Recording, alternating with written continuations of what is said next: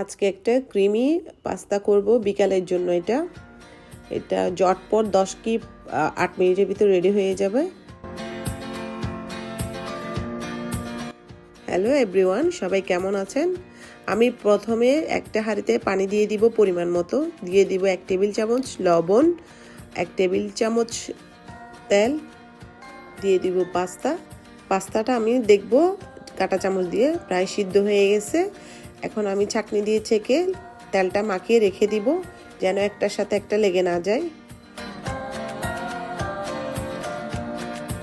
পাত্রের মধ্যে তেল দিয়ে দিব পরিমাণ মতো, দিয়ে দিব চিকেন। আসলে এখানে কোনো মেজারমেন্ট নেই, যার যতটুকু ভালো লাগে ততটুকুই দিবে। আমি এখানে 1 কাপ মতো চিকেন দিয়েছি।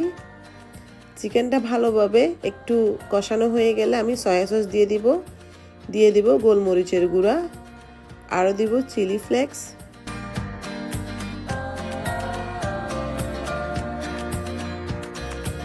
সাদা গোলমরিচের গুঁড়া, সাথে অরিগানো দিয়ে ভালোভাবে নেড়ে নিব। টমেটো সস দিয়ে দিব পরিমাণ মতো, চিলি সস দিয়ে দিব পরিমাণ মতো, পেঁয়াজ দিয়ে দেব সামান্য। আমরা তেমন একটা পেঁয়াজটা খেতে চাই না ক্রিমি পাস্তাতে।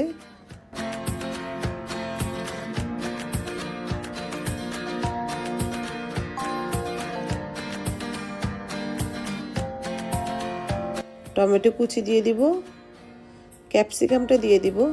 আপনারা চাইলে এখানে আরও অনেক ধরনের ক্যাপসিকাম দিতে পারেন।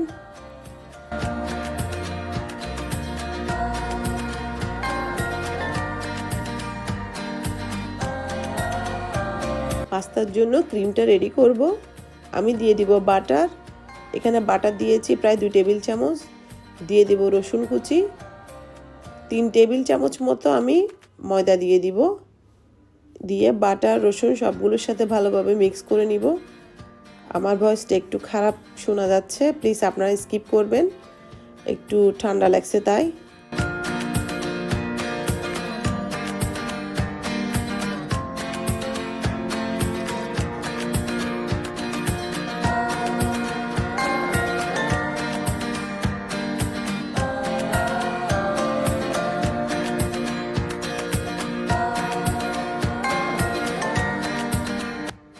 ময়দার স্মেলটা চলে গেলে আমি 1 কাপ মতো তরল দুধ দিয়ে দেব। প্রায় ক্রিমি ভাব চলে আসলে আমি দিয়ে দিব এখানে মজরেলা চিজ, আরও দিব স্লাইস চিজ। আমি 2 রকমের চিজ দিয়েছি মজার জন্য, আপনারা চাইলে একটাও দিতে পারেন। দিয়ে এখন মেল্ট হয়ে যাওয়া পর্যন্ত অপেক্ষা করব।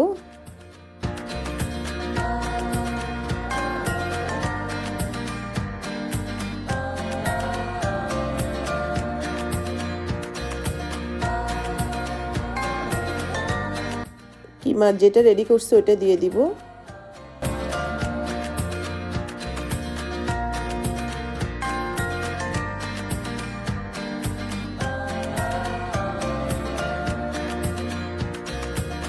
দিয়ে দিব পাস্তাগুলো, ভালোভাবে নেড়ে নিব। আর এটা খেতে এতটাই মজার বলবার বাইরে, আসলে মজার। আপনারা চাইলে এটা 8-10 মিনিটের ভিতরে রেডি করে ফেলতে পারবেন। আমি সামান্য গোলমরিচের গুঁড়া দিয়ে দিব, চিলি ফ্লেক্স দিয়ে দিব,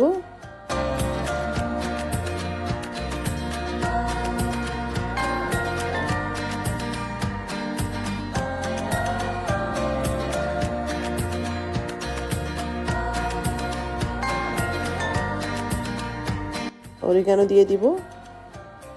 এটা ঝালটা তেমন একটা হয় না, তাই বাচ্চারাও খেতে পছন্দ করে।